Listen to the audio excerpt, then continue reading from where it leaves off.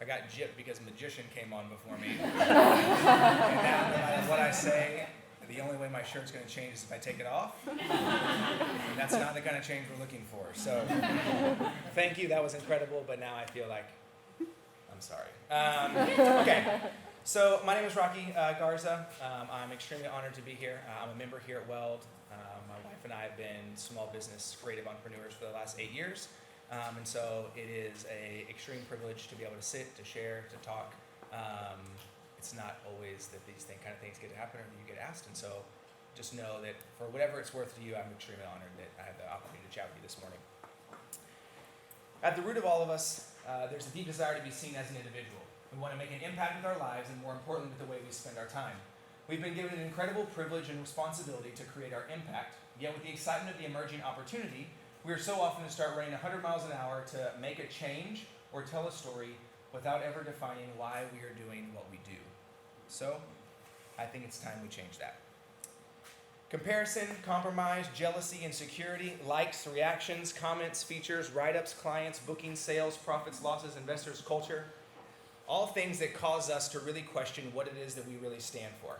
What do we really want? And at the end of the day, regardless of what is true, what do we believe about who we are? This morning I want to take a few minutes and I want to talk to you about, well, you.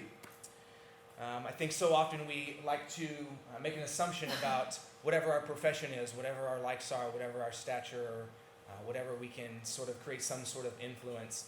We walk into a room, and especially here and especially in our community and our culture, the first thing you say is, hey, my name is Rocky. Oh, hi, Michelle, nice to meet you. What's the very next thing we say? What do you do? I stand here and drink coffee with you. I don't know. What do you do? Why is it that our profession becomes the very first attribute of our identity? Why is it the very thing that we wake up every morning and say, this is what I'm going to do, is going to be the very thing that defines every other aspect about us? How are you dressed? What do you look like? What is your job? What kind of camera do you have? You don't have a camera? I'm not a photographer. You still don't have a camera? Why do I need a camera? I don't care. As of January 2016, there's an estimated 2.22 million small business owners in the United States. In Texas, there's 2.4 million small business owners. In the Dallas-Fort Worth Metroplex, there's an estimated 575,000 small business owners. Now, I don't tell you these stats to discourage us all, so we all sit back and think, well, I guess I'm screwed. I just want us to take a moment to realize who's out there, who's not in this room. It's about 574,924 of us. Now, that doesn't mean that you're not good at what you do. That doesn't mean you can't make a mark or have a stand or create an identity. But what it does mean is that there are people out there that want to compete relentlessly with us. There are people out there who have more money and more investors and more time and a bigger business and a better product than you do, than I do for that matter. So what I want us to do is I want us to begin to think about and identify what is the one thing of all of those things that doesn't change.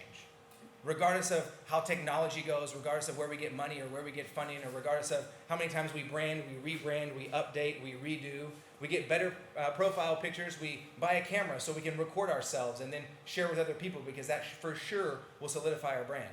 If I can periscope myself in a lot of places, then you will think that I have been to a lot of places and that will probably make me better.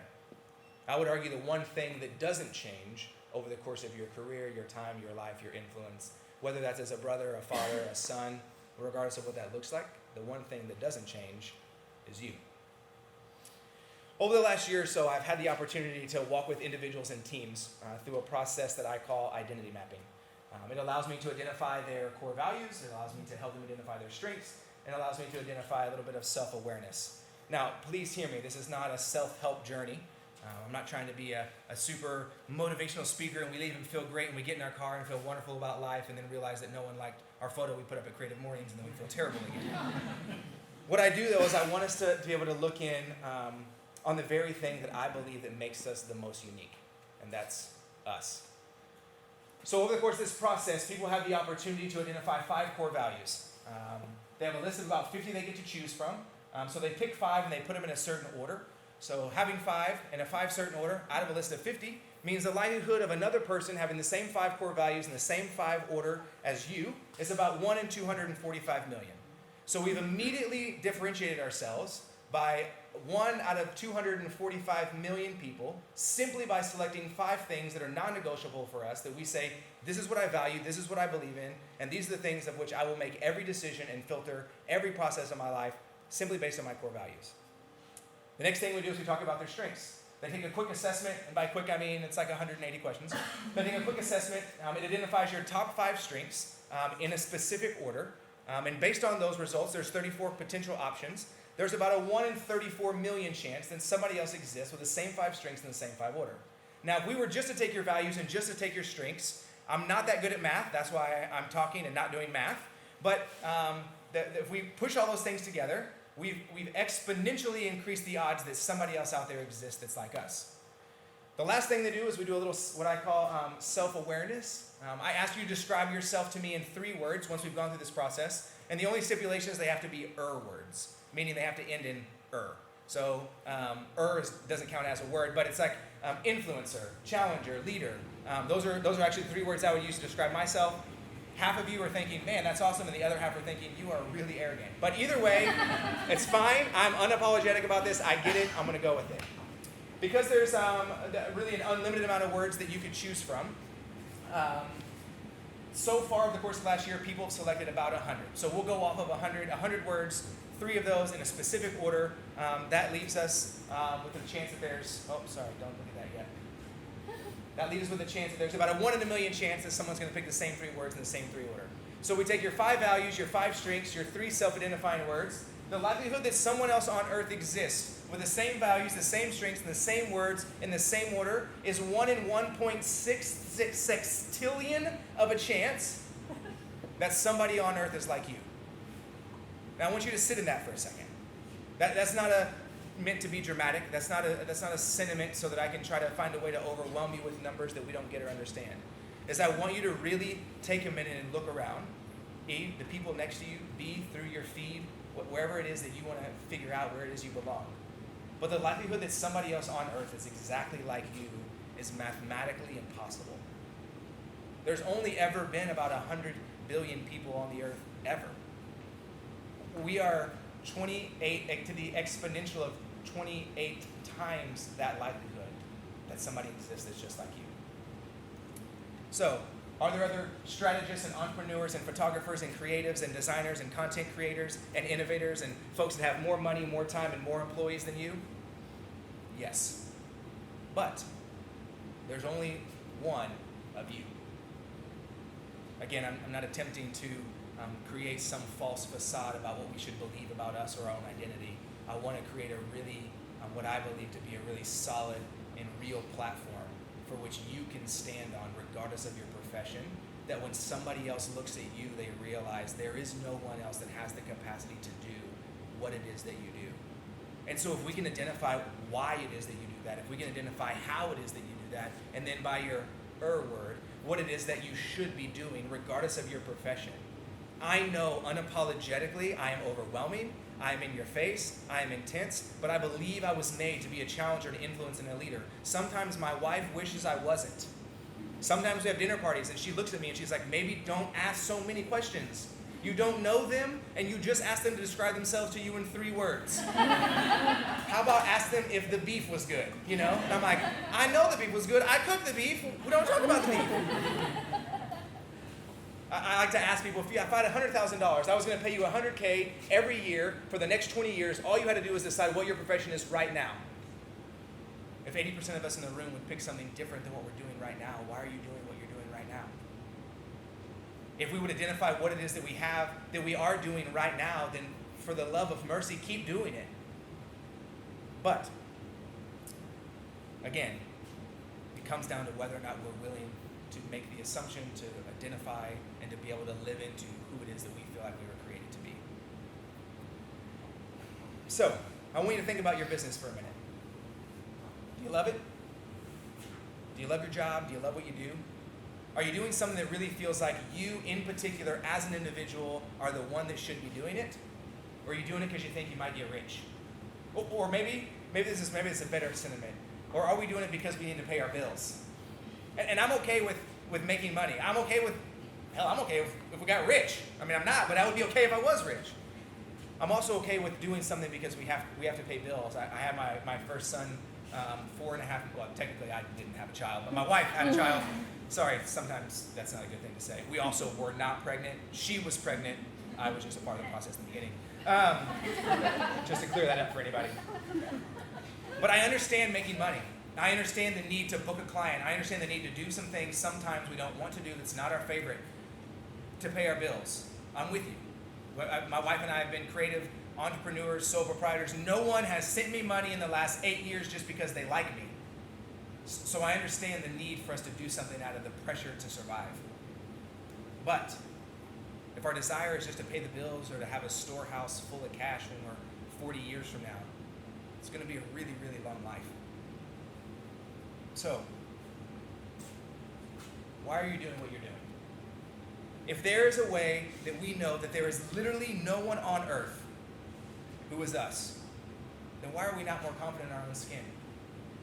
Why do we feel this incessant need to constantly be changing, to hope we can create an identity that somebody else will respect, that somebody else will identify with, that somebody else will approve of? Why can we not walk into a room unapologetic and say, this is me? I ate 4 donuts, 3 cups of coffee. I also ate a biscuit that had sausage in it, and you didn't get any. My bad. I don't live by hypnotic, so I'll eat all the donuts I want. Okay, that's a lame excuse for your identity. But maybe donuts are your thing. Maybe being vulnerable is your thing. Maybe sharing how you feel is your thing. Maybe asking questions that nobody else wants to ask is your thing. Maybe being quiet and reserved and listening and observing is your thing. Why are those things not enough? Why is it that we have to have something else? See, quantifying our sales goals and our net worth is not what makes us valuable. At the end of the day, you're really successful. You sell for $1 million, you take the check, you deposit it, you go to the Midnight Rambler with your friends, and you're grabbing cocktails. The people who care about you most, love you most, want to be around you most and see what your value is most, if they're there because of the amount of zeros you have in your bank account, they're probably not really good friends. And if all of our friends are only our friends because of our inherent net worth, none of us probably have any friends. Because there's not a ton of us in this room that have an exponential amount of zeros in our bank account.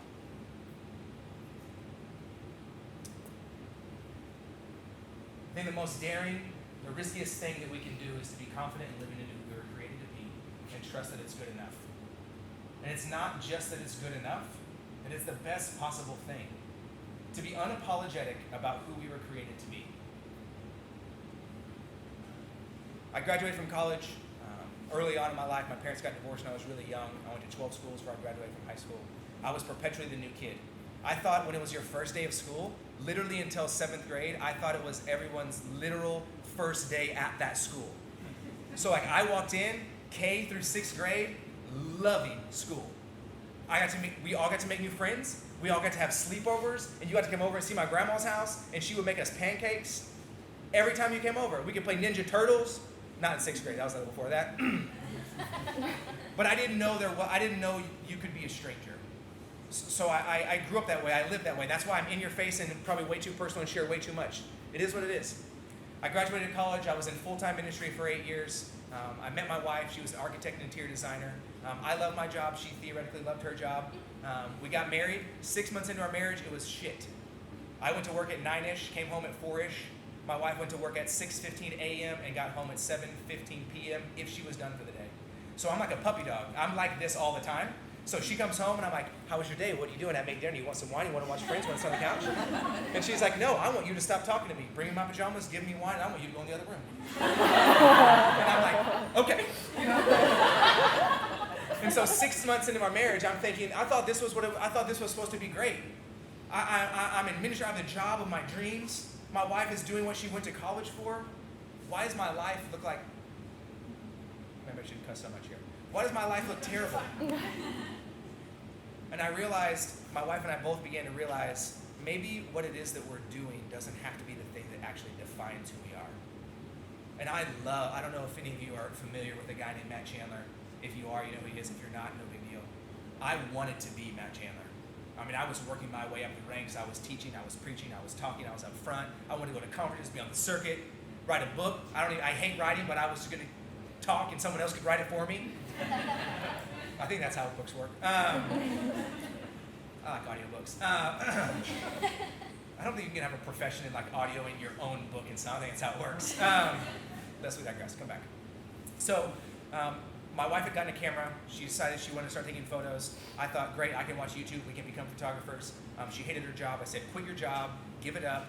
You be a photographer. We'll live off my salary. We'll move to a small apartment. Let's make it happen. So she quit her job. We were doing family photos, senior portraits, hardwood floor before and afters. Pretty much if you wrote us a check, we would take your picture, right? Literally at one point I did portraits of a lady and her cat. Not kidding. Delivered 75 quality images, okay? So we got to a point where we realized, like, we love this. We heard you either love weddings or you hate weddings. So we thought, let's try to shoot weddings. Okay, great. So 2010, my wife had quit her job. Our marriage all of a sudden became significantly better. Somehow we convinced 10 poor, unfortunate souls to let us shoot their wedding in 2010. I apologize. But we loved it. We loved weddings. We loved people. We loved being able to work together. And so moving to the end of 2010, I actually got asked if I wanted a job that would like put me on the trajectory to be Matt Chandler. I was 26, no seminary, making a lot of money, teaching 20 times. It was my dream. But I knew at that moment if I would have said yes, it was about the identity I hoped you would see in me. It wasn't about the identity I believe I was created for. And so I said no. I want to be a wedding photographer instead, because that makes a lot of sense. We left behind direct deposits. We left behind 401ks, 403bs, HSAs, security accounts, all gone, and said, let's be wedding photographers. So 2011, we booked 50 weddings. If you're a wedding photographer or you've ever been one or wanted to be one, don't ever do that in your life. Yes, there's only 52 weekends in the year. Yes, we shot 50 weddings. Yes, it was awful. But what we learned was if we can begin to build a life based on who we believe we are, then we're okay with working A, more than the average person, B, doing something we love, and C, I don't feel like I'm going to work every day because I'm doing something I know I was made for. Fast forward the next 5 years, we shoot 40 weddings a year, every year until this year. About a year ago, I had this moment where kind of all my worlds collided. My personal experience growing up, time in full-time ministry, counseling developing people, small business ownership, entrepreneurship, slam all those together and we create Stafford Tree Co. We're walking away from wedding photography. We spent 7 years building something to where we could have a mark and be known and make very lucrative money in Dallas. And we're going to walk away and say that's not what we're supposed to do anymore because I believe that I'm moving to a place that's even more in line with who I'm made to be. My wife is leaving away from wedding photography, and she's created a company that emboldens and empowers first-time moms through portraiture, capturing maternities and birth and lifestyle sessions of mom and their babies so they realize right now is the bravest they've ever been in their entire life. Does it make sense? No. Did I have a child 4 months ago? Yes. Am I letting go of a business? Yes. Am I starting 2 more? Yes. Are we also trying to buy another house for the business? Yes. Is that insane? Yes. But I don't believe there's a better trajectory or path we should be on based on who we are, what we value, and the impact we say we want to make in this world. So I would love nothing more than for each of us in this room to be able to see and understand who we are and believe that the value we carry and live fully into that. If we were in a place where our identity was based on our actual identity, if our actual value and the basis for who we were was based, and that we would carry that as a unique human being and not for our profession, then I think when we get together, I know my role and you know your role. Mine's not better and yours is not better. I mean, don't you think that we should all be able to sit around a table and share a meal and have the exact same value and worth? Why is it that if I have more money or more likes or more of a following, then somehow I get to be better than you? Or let me flip it the other way around. Why is it that if you don't have the same following that everybody else has, why is it that you think that you're not as valuable? So, what do you believe? What are your non-negotiables? What are your strengths? How can you put those things into action? Are these big and difficult and deep questions? Sure. But do they have the power to change the direction when you walk out of the door today? I think so. Like, I'm not interested in change for change's sake. I'm not interested in becoming different so that I can just be different. I'm not interested in creating a product that nobody has so that I can say I have a product that nobody has. Because guess what? Somebody probably already has the product. But what I am interested in is understanding that our values, strengths, and self-awareness, if not identified and owned, affect no one. So my challenge to you, to me, to all of us,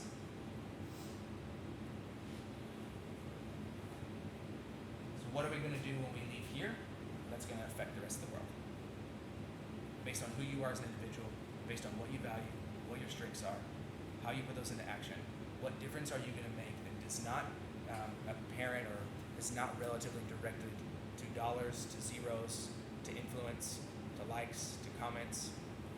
What are you going to do that when you go to sleep at night and you lay your head down, you're going to know that A, I was made for this, B, I'm making an effect and change in the world, and C, the reason I'm doing it is because nobody else can.